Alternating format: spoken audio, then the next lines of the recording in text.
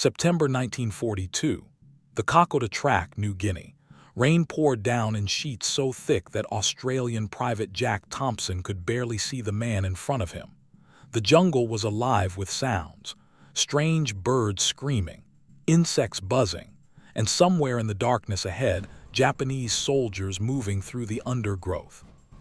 Thompson's boots were rotting off his feet. He had not eaten a proper meal in 8 days. His uniform was soaked through and crawling with leeches. Every muscle in his body screamed for rest, but rest meant death here. The Japanese were coming, and they were coming fast. Behind Thompson, stretched along a narrow mud track that could barely be called a path, were 500 Australian soldiers. They were the only thing standing between the Japanese army and Australia itself. Just 90 miles of jungle. That was all that separated the enemy from Australian cities, from Australian homes, from Australian families. In Tokyo, Japanese commanders were celebrating. They had just received intelligence reports about the Australian forces defending New Guinea. The reports said these were not real soldiers. They were militia, part-timers, weekend warriors who had never seen combat, shop clerks and farm boys playing soldier. One Japanese General Tomitaro Horii read the reports and smiled. He had fought in China. He had conquered Singapore. He had defeated British, Chinese, and Dutch forces. Now he was being asked to push through some Australian civilians in the jungle. This would take 1 week, maybe less. They won't last a week, Horii told his officers that morning. These are not the British. These are not even proper soldiers. They are colonials with no training and no stomach for real war. We will be in Port Moresby in 10 days. His staff officers nodded. They had seen the intelligence. The Australians defending the Kokoda track were the 39th Battalion, a militia unit. That meant they were volunteers who trained on weekends. They worked regular jobs and played soldier a few hours a week. They had never fired a shot in anger, never seen a real battle, never faced a determined enemy. The Japanese had 15,000 battle-hardened troops, men who had fought across China and Southeast Asia, men who had taken on the British Empire and won. They had artillery, they had supplies, they had experience. The Australians had 500 men with rifles and almost nothing else. It looked like the most uneven fight imaginable. The Japanese expected to walk through the jungle, brush aside the Australian militia, and capture Port Moresby within 2 weeks. From there, they could threaten Australia directly. They could bomb Australian cities. They could launch an invasion of the Australian mainland. Everything depended on those 500 Australians holding an impossible line in the most hostile jungle on Earth. And nobody, not even the Australian High Command, believed they could do it. But the Japanese commanders made one critical mistake. They assumed that training and experience were the same thing as toughness. They assumed that because these Australians were not professional soldiers, they would break under pressure. What the Japanese did not know was that these weekend warriors came from the harshest country on the planet. They had grown up in the Australian outback, where temperatures hit 45 degrees Celsius and water was scarce. They had worked on cattle stations, shearing sheep in 100-degree heat. They had survived bushfires and droughts and floods. These were men who had learned from childhood that complaining did not fix anything, that you did not quit just because something was hard, that you kept going until the job was done, no matter what. The Japanese were about to discover that there is a difference between inexperience and weakness. They were about to learn that the most dangerous enemy is the one who has nothing to lose and nowhere to retreat. They were about to find out what happens when you underestimate Australians. The Kokoda track was not a road. It was not even a proper trail. It was a narrow mud path that wound through some of the most hostile terrain on Earth. The track climbed over mountains that rose 7,000 feet above sea level. Then it dropped into valleys so deep that sunlight barely reached the jungle floor. The jungle itself was a living nightmare. Trees grew so thick that you could not see more than 20 feet in any direction. Vines hung down like ropes, tangling around equipment and weapons.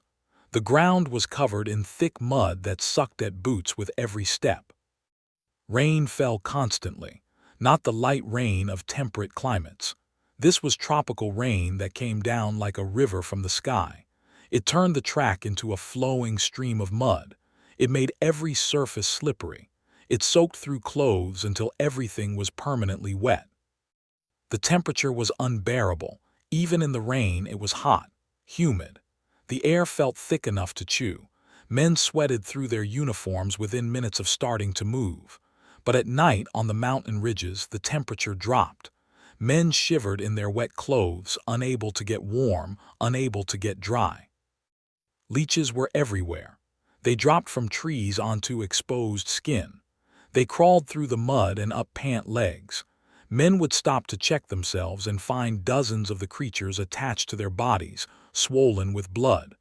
Pulling them off left wounds that got infected in the constant dampness. Malaria-carrying mosquitoes swarmed in clouds. Tropical diseases spread through both armies. Men came down with dengue fever, scrub typhus, and tropical ulcers that ate away at their flesh. More men would die from disease in this campaign than from bullets. The track itself was treacherous. In some places, it climbed nearly vertical slopes. Men had to use vines and tree roots to pull themselves up muddy inclines. In other places, it crossed rivers on makeshift log bridges that could collapse at any moment. There were no roads for vehicles. Everything had to be carried by hand or on the backs of native Papuan carriers. Ammunition, food, medical supplies, weapons. If you needed it, someone had to carry it through miles of jungle hell to get it to you. The Australians defending this nightmare were the 39th Battalion. Most of them were between 18 and 21 years old. They came from small towns across Australia, boys from the outback who had never seen jungle before, farm kids who had joined the militia to do their bit for the war effort. They had basic training. They knew how to shoot a rifle. They knew how to follow orders, but they had never been in combat, never killed anyone, never been shot at. This was supposed to be their training period. They were supposed to be learning how to be soldiers in a safe rear area. Instead, they found themselves on the front line facing the most elite Japanese infantry in the Pacific. The Japanese forces coming at them were veterans of the China campaigns. These were soldiers who had fought through some of the bloodiest battles in Asia. They were disciplined, experienced, and ruthless. The Japanese plan was simple and brutal. They would land at Guinea on the northern coast of New Guinea. Then they would march south along the Kokoda track. They would push through any Australian defenders they encountered. Within 2 weeks, they would reach Port Moresby on the southern coast. From Port Moresby, Japanese bombers could reach Australian cities. Japanese ships could threaten Australian shipping. It was the perfect staging point for an invasion of Australia itself. And the only thing standing in the way was 500 young Australians who were not even supposed to be in combat. On July 21, 1942, the Japanese landed at Guinea. More than 15,000 troops came ashore with artillery, supplies, and absolute confidence. They began marching south immediately. The Australian commanders in Port Moresby sent desperate messages to the 39th Battalion. "Hold them as long as you can," the orders said.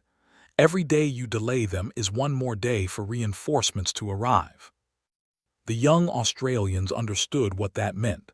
They were not expected to win. They were expected to die slowly, to sacrifice themselves to buy time. It was a suicide mission dressed up as a defensive action. But something else was happening that the Japanese did not expect. These young Australians were not panicking. They were not running. They were digging in and preparing to fight. Private Jack Thompson and his mates in B Company took up positions on a ridge called Kokoda. It was the first significant position along the track. If the Japanese took Kokoda, they would have a clear path south. The Australians had no artillery. They had no air support. They had rifles, a few machine guns, and some grenades. That was it. They were outnumbered 30-1. On July 28th, the Japanese attacked Kokoda. The battle lasted 2 days. The sound of gunfire echoed through the jungle. The Australians fought from prepared positions, making the Japanese pay for every foot of ground. But numbers and experience began to tell. The Japanese flanked Australian positions. They brought up light artillery. They attacked at night when the Australians could not see them coming. On July 29th, the Australian commander at Kokoda, Lieutenant Colonel William Owen, was killed by a sniper. The 39th Battalion withdrew from Kokoda. They had held for 2 days against overwhelming odds. They had killed hundreds of Japanese soldiers, but they could not hold forever. As they retreated south along the track, something strange happened. The Japanese expected the Australians to break, to run, to scatter into the jungle and disappear. That is what green troops did when they faced defeat. But the 39th Battalion did not scatter. They withdrew in good order. They set up new defensive positions every few miles, and every time the Japanese caught up to them, the Australians would fight like demons before withdrawing again. This was not what General Horii expected. His intelligence said these were militia, weekend soldiers. They should have broken after the first battle. They should have run back to Port Moresby in panic. Instead, they were fighting a textbook delaying action, falling back slowly, making the Japanese pay for every mile, buying time with their blood. The Japanese were getting frustrated. Their timetable was falling apart. They were supposed to be in Port Moresby by now. Instead, they were still fighting through the jungle, losing men every single day to these amateur soldiers who refused to quit. General Horii sent an angry message to Tokyo. "The Australian resistance is stronger than expected," he wrote. "These are not the untrained militia we were told about. These men fight like professionals." But Horii still believed he would win. He had more men, more supplies, more everything. The Australians were running out of ammunition. They were running out of food. They were exhausted, sick, and dying. Surely they would break soon. They had to. Nobody could fight like this forever with no hope of victory. What General Horii did not understand was that these Australians had already decided they were going to die on this track. They had accepted it. And once you accept that you are probably going to die, fear loses its power over you. The Australians were not fighting to win anymore. They were fighting to make the Japanese pay the highest possible price for killing them. They were fighting for the cities behind them, for the families they would never see again, for the country they would die defending. And men fighting for those reasons do not break. They do not run. They fight until they cannot fight anymore, and then they keep fighting anyway. The retreat continued through August. The 39th Battalion fell back to a place called Isarava. Here, they decided to make a stand. The track ran through a narrow valley between steep ridges. It was a perfect defensive position. If they could hold here, they could buy weeks of time. By now, reinforcements were starting to arrive. The Australian 7th Division, veterans of the fighting in North Africa, were being rushed to New Guinea, but they were still days away from reaching the front line. The 39th Battalion had to hold. The Japanese attacked Isarava on August 26th. What followed was one of the most brutal battles of the Pacific War. For 5 days, the Australians and Japanese fought at point-blank range in the jungle, bayonet charges, hand-to-hand fighting, grenades thrown into foxholes. The combat was personal, savage, and relentless. The heat was unbearable. The smell of death was everywhere. Bodies could not be recovered from the battlefield. They lay where they fell, decomposing in the tropical heat. The stench was so bad that men vomited while fighting. Japanese artillery pounded the Australian positions day and night. Mortar shells crashed through the jungle canopy. Machine gun fire swept back and forth across the narrow track. The noise was constant and deafening. The Australians were running out of everything. Ammunition was so low that officers ordered men to make every shot count. Food was almost gone. Medical supplies were exhausted. Wounded men lay in the mud with no morphine to ease their pain. But they held. Day after day, they threw back Japanese attacks. The 39th Battalion, the weekend warriors who were not supposed to last a week, had been fighting for over a month. They had traveled hundreds of miles through jungle hell. They had been outnumbered, outgunned, and outsupplied every single day. And they had not broken. Japanese commanders could not understand it. These were supposed to be amateurs, part-timers. Why would they not quit? What was driving these men to keep fighting when any rational person would surrender? The answer was something the Japanese had not accounted for.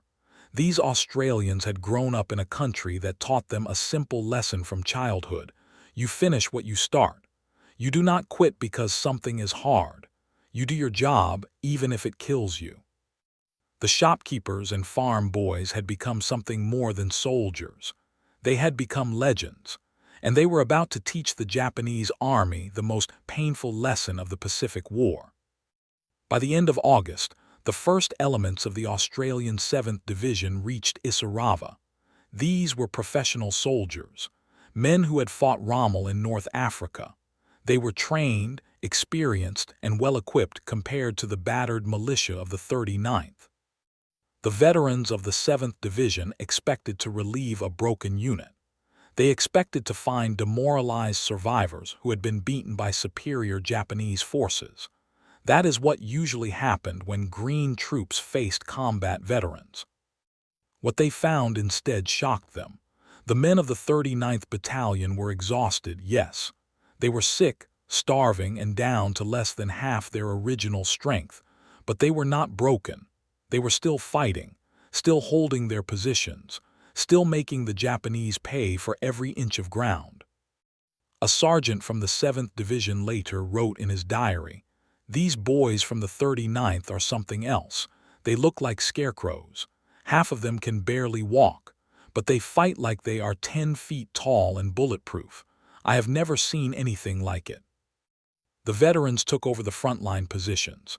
The 39th Battalion was finally pulled back for rest.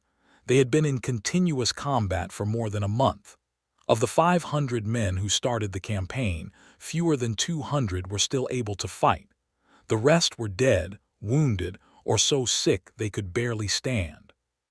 But they had done what everyone said was impossible. They had stopped the Japanese advance. They had bought the time that Australia desperately needed. A week, the Japanese had said. These amateur soldiers would not last a week. The 39th Battalion had lasted 5 weeks, and in that time, they had transformed the entire campaign. The delay caused by the 39th's stubborn defense gave the Allies time to rush reinforcements to New Guinea. American forces landed at other points. Australian veterans arrived from North Africa. Fresh supplies came in. Air support increased. By mid-September, the Allies were no longer desperate. They were building up strength. The Japanese, meanwhile, were exhausted. They had lost thousands of men fighting through the jungle. Their supply lines were stretched to the breaking point. Disease was ravaging their ranks just as badly as it hit the Australians. On September 17th, something remarkable happened. The Japanese began to retreat. The army that was supposed to be in Port Moresby within 2 weeks was now withdrawing north, back along the Kokoda track. They had been stopped. The invasion of Australia was over. The Australians pursued them. Now it was the Japanese who were fighting a desperate delaying action. Now it was Japanese soldiers dying in the mud while trying to slow down the Australian advance. The whole situation had reversed. By November, the Allies had pushed the Japanese all the way back to the northern coast. The Japanese had lost more than 12,000 men in the campaign. The Australians had suffered heavy casualties too, but they had won. The Battle of the Kokoda Track became one of Australia's most important military victories. The men who fought there, especially the 39th Battalion, became national heroes, but the significance went far beyond one battle. The Japanese plan to invade Australia was finished. The victory at Kokoda, combined with the American victory at Guadalcanal, marked the turning point in the Pacific War. From this moment on, the Japanese would be on the defensive. They would never again threaten Australia directly. But what made the victory so remarkable was not just the military outcome. It was the fact that it was achieved by men who were not supposed to be capable of it.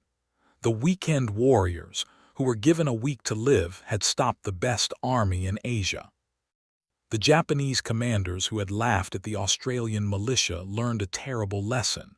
General Horii himself died during the retreat, drowning while trying to cross a river.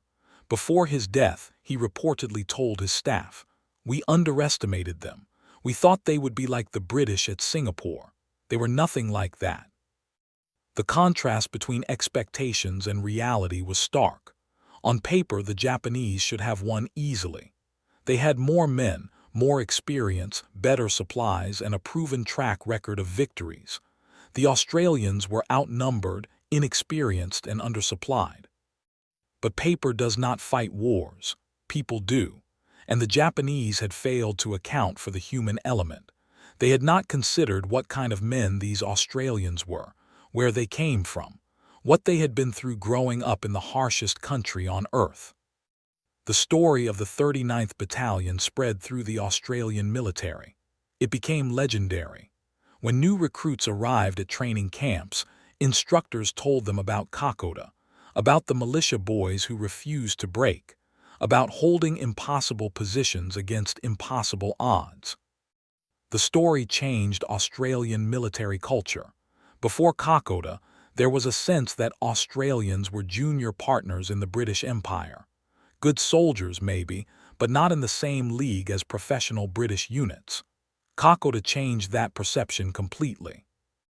After Kokoda, Australian commanders knew their soldiers could match anyone.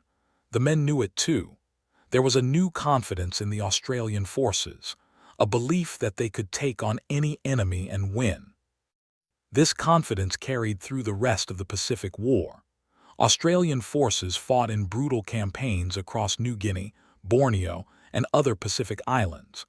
They developed a reputation as some of the finest jungle fighters in the world. American and British commanders specifically requested Australian units for difficult operations. But it all traced back to those 5 weeks on the Kokoda track. Those desperate days when 500 amateur soldiers proved that courage and determination matter more than experience or equipment. Private Jack Thompson survived the campaign. He was one of the lucky ones. After being pulled off the line in early September, he spent 2 weeks in a hospital recovering from malaria and exhaustion. By the time he was healthy enough to return to duty, the campaign was nearly over. Thompson returned to Australia in early 1943. He was 19 years old and looked 40. The jungle had aged him in ways that rest could not fix. He had chronic malaria that would come back to haunt him for the rest of his life. His feet never fully recovered from the months of walking through mud. But he had survived. He had done his duty. He had stood on that track when everyone said it was hopeless, and he had not run.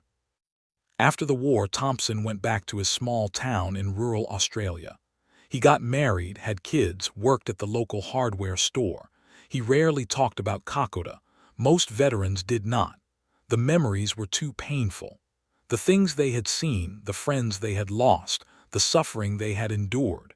It was not something you could explain to people who had not been there. But every year on Anzac Day, Australia's day of military remembrance, Thompson would put on his old uniform and march with the other veterans. And every year, fewer of them marched. Age and illness took their toll. By the 1980s, Thompson was one of the last survivors of the 39th Battalion. In 1987, a historian contacted Thompson. She was writing a book about the Kokoda campaign and wanted to interview survivors. Thompson agreed, though he was hesitant at first. During the interview, The historian asked him what kept him going during those desperate weeks. Why did the 39th not break when they were so outnumbered and outgunned? Thompson thought about it for a long time. Finally, he said, "We were not heroes, we were just blokes doing a job, but we knew what was at stake. If we ran, the Japanese would walk right through to Port Moresby. From there, they could hit Australian cities. Our families were back there, our homes. Everything we cared about was depending on us holding that track." He paused, then added, "And we were Australians. We grew up learning that you do not quit just because something is hard. You finish what you start. That is just how we were raised." That simple statement captured the essence of what happened at Kokoda. It was not about military tactics or strategic brilliance.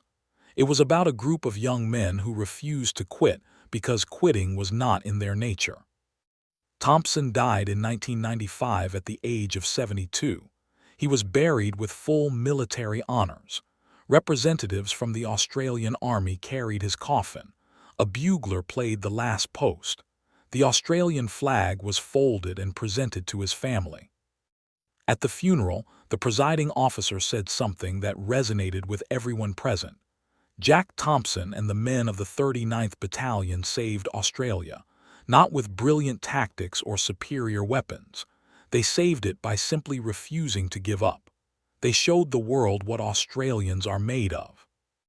The lessons of Kokoda went far beyond the military sphere. The campaign became a defining moment in Australian national identity. It showed that Australians were not just capable of defending their country, they were exceptional at it. Before World War II, Australia saw itself primarily as part of the British Empire. The country looked to London for leadership and protection. After Kokoda and the broader Pacific War, that relationship changed. Australians realized they could not rely solely on Britain. They needed to be able to defend themselves. This shift in thinking influenced Australian foreign policy for decades. It led to closer ties with the United States. It led to increased military spending and capability. It shaped how Australia viewed its role in the Asia-Pacific region. Kokoda also became a source of national pride. The story of the 39th Battalion was taught in schools. Books were written about it. Documentaries were made. The Kokoda track became a pilgrimage site for Australians wanting to understand their history. Every year, thousands of Australians hike the Kokoda track. It is a brutal trek that takes about a week to complete. Hikers struggle through the same mud, heat, and jungle that Thompson and his comrades fought through. Many say it gives them a tiny glimpse of what those soldiers endured. At various points along the track, there are memorials to the men who died there. Simple stone markers with names and dates. These memorials are always covered in fresh flowers and Australian flags left by hikers. The memory of those who fought there remains vivid more than 80 years later. The Japanese perspective on Kokoda is less well known but equally significant. After the war, Japanese veterans who fought on the Kokoda track were interviewed by historians. Many expressed deep respect for the Australian soldiers they faced. One Japanese officer, Lieutenant Sakamoto, said in a 1982 interview, "We expected to fight British colonial troops, soft soldiers who would surrender when things got hard, but the Australians were different. They fought like men possessed. Every position we took cost us dearly. They never gave up." Another veteran, Private Tanaka, was more blunt. "We were told this would take 1 week. It took us 5 weeks just to push them back to Isarava, and then we could not push them any farther. They stopped us. Untrained militia boys stopped the Japanese army. It was unbelievable." The failure at Kokoda had lasting effects on Japanese military thinking. The commanders who promised an easy victory were discredited. Future operations were planned with more caution. The myth of Japanese invincibility, already damaged at Midway, was further shattered. Modern military academies around the world study the Kokoda campaign. It has become a textbook example of several important principles. First, it demonstrates the importance of terrain. The jungle environment negated many of the Japanese advantages. Their superior numbers were less useful when they could only attack along a narrow track. Their artillery was limited by the difficulty of moving it through the jungle. Second, it shows the value of defensive fighting. The Australians could not win offensive battles against the Japanese, but by fighting defensively from prepared positions, they could inflict severe casualties while preserving their own limited forces. Third, and most importantly, it illustrates that morale and determination can overcome material disadvantages. The Japanese had better equipment, more supplies, and more experience, but the Australians had something more valuable: the will to keep fighting no matter what. The campaign also taught important lessons about logistics in jungle warfare. Both sides struggled with supply problems. The side that could solve those problems had a huge advantage. The Australians eventually won partly because they developed better supply lines and made better use of native carriers. Disease management was another crucial factor. Both armies lost more men to illness than to combat. The side that could minimize disease casualties had a significant edge. The Australians gradually improved their tropical medicine practices during the campaign, while the Japanese medical services deteriorated. The Kokoda campaign influenced the entire Allied strategy in the Pacific. American commanders studied what happened in New Guinea. They saw that jungle fighting required different tactics than open warfare. They saw that logistics were just as important as combat power. They saw that underestimating the enemy, even enemy militia, could be fatal. These lessons were applied in later campaigns across the Pacific. When American forces invaded other jungle-covered islands, they used tactics developed from the Kokoda experience. When they planned logistics for jungle operations, they referenced what had been learned in New Guinea. The personal stories from Kokoda continued to emerge for decades after the war. Men who never spoke about their experiences finally opened up late in life. Their accounts added depth and detail to the historical record. One soldier, Corporal Bill James, told his grandson about a specific incident on the track. His section had been cut off from the main force for 3 days. They had no food, almost no ammunition, and were being hunted by a larger Japanese force. "We should have been dead," James said. "By every logical measure, we should not have survived, but we just kept moving. We avoided the Japanese patrols. We found some native villagers who gave us food. We made our way back to Australian lines. It was not skill or tactics. It was pure stubborn refusal to give up." These individual stories of survival and determination accumulated into a collective narrative. The narrative of Australians who faced impossible odds and refused to accept defeat. It became part of the national character. The "she'll be right" attitude that Australians are famous for has its roots partly in experiences like Kokoda. The idea that you can get through anything if you just keep going. That complaining does not help but persistence does. That you look after your mates and they will look after you. These values were not created by Kokoda, but they were proven and reinforced there. An entire generation of Australians grew up knowing that their fathers and grandfathers had saved the country through sheer determination. It set a high bar for future generations. The women who supported the Kokoda campaign deserve recognition too. In Port Moresby and other rear areas, Australian nurses and support staff worked around the clock treating wounded men. They dealt with tropical diseases they had never seen before. They worked in primitive conditions with limited supplies. Many of these women were volunteers who could have stayed safely in Australia. Instead, they chose to serve in one of the most dangerous areas in the Pacific.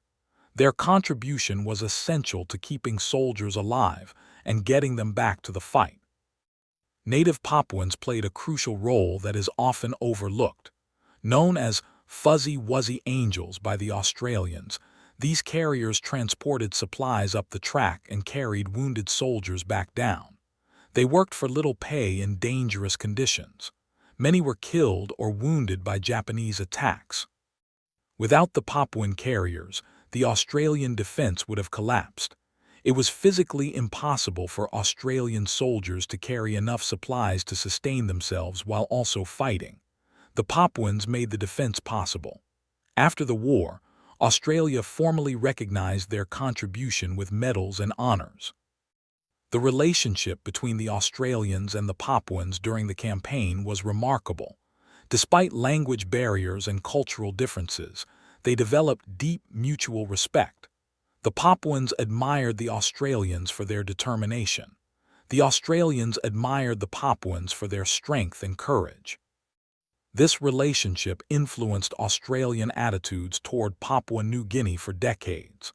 When Papua New Guinea gained independence in 1975, many Australians felt a special connection to the country because of the shared experience at Kokoda. The long-term health effects on Kokoda veterans were severe. Chronic malaria was nearly universal. Many suffered from tropical diseases for the rest of their lives.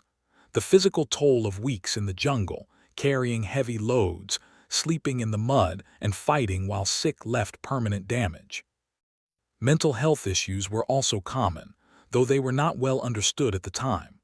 What we now call PTSD was called shell shock or battle fatigue in the 1940s. Many Kokoda veterans struggled with nightmares, anxiety, and depression for years after the war. The Australian government's treatment of these veterans was mixed. Initially, support was limited. As understanding of combat-related mental health issues improved, benefits and services were expanded. But many veterans never received adequate treatment for their service-related health problems.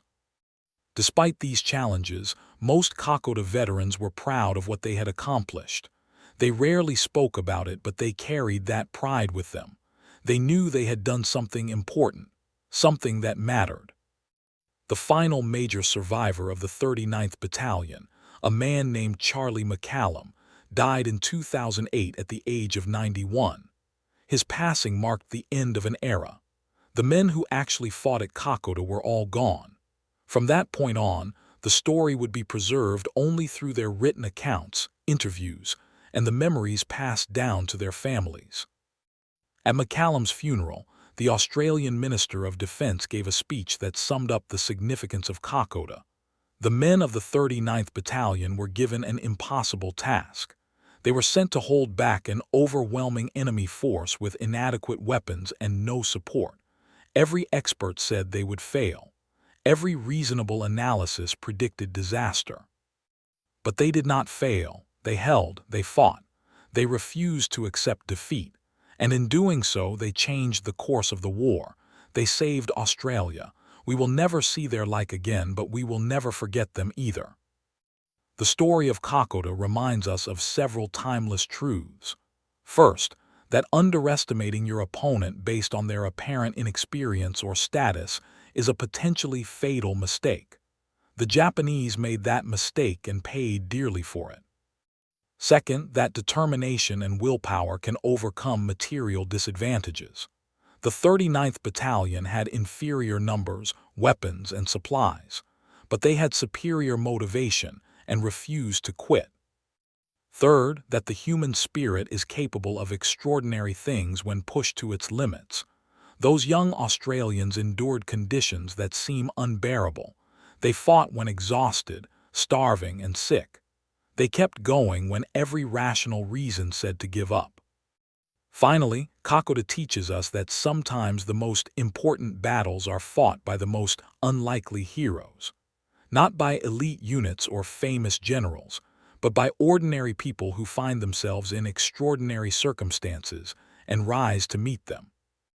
The men of the 39th Battalion were shop clerks, farm boys, and factory workers. They were amateur soldiers who trained a few hours a week.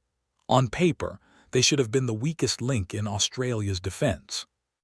Instead, they became the cornerstone that held back an invasion.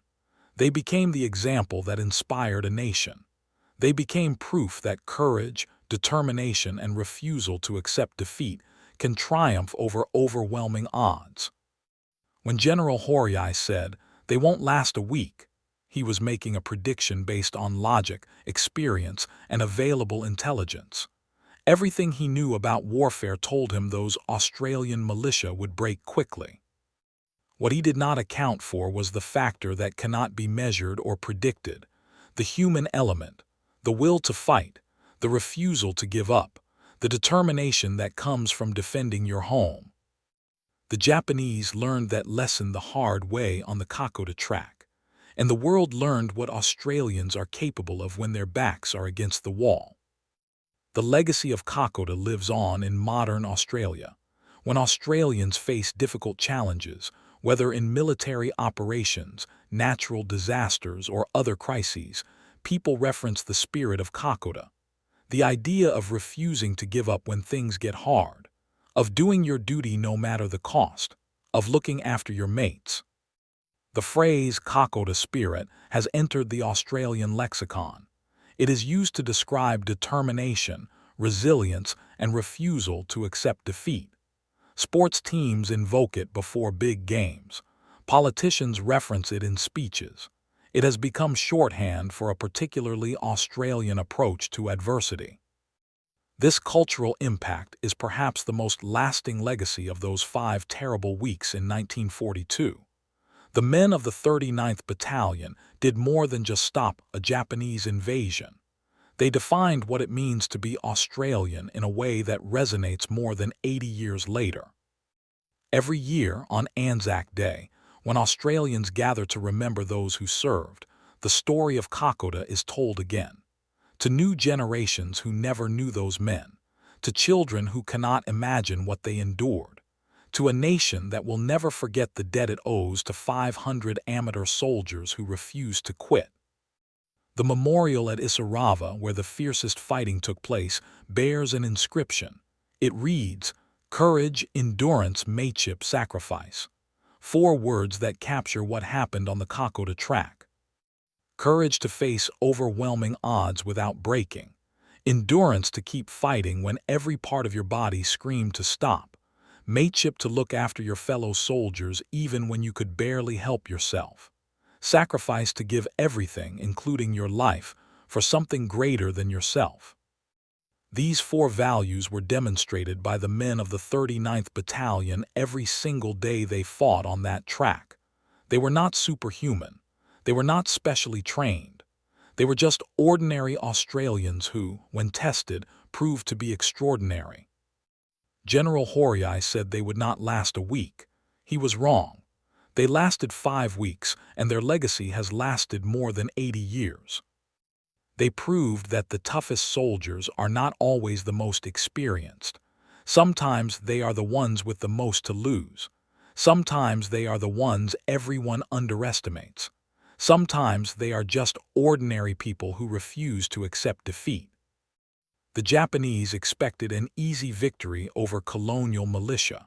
What they got was a brutal lesson in the cost of underestimating Australians. A lesson written in blood on a muddy jungle track. A lesson that changed the course of the Pacific War. And it all started with 500 men who were given a week to live and decided to fight for 5 weeks instead. Men who were told they could not win and won anyway. Men who were dismissed as amateurs and fought like professionals. The story of the 39th Battalion at Kokoda is the story of Australian resilience, determination, and refusal to give up. It is a story that deserves to be told and retold, because it reminds us of what people are capable of when they have something worth fighting for and the courage to do it. When experts said it could not be done, Australians did it anyway. When the Japanese said they would not last a week, Australians lasted 5 weeks and turned the tide of war. When everyone else wrote them off, they proved everyone wrong. That is the spirit of Kokoda. That is the legacy of the 39th Battalion. And that is why, more than 80 years later, Australians still tell this story with pride. Because it is not just a story about one battle in one war. It is a story about who Australians are and what they are capable of when pushed to their limits. It is a story about proving the experts wrong, about refusing to quit, about doing the impossible because there is no other choice. And it is a story that reminds us all that the most dangerous enemy is the one you underestimate.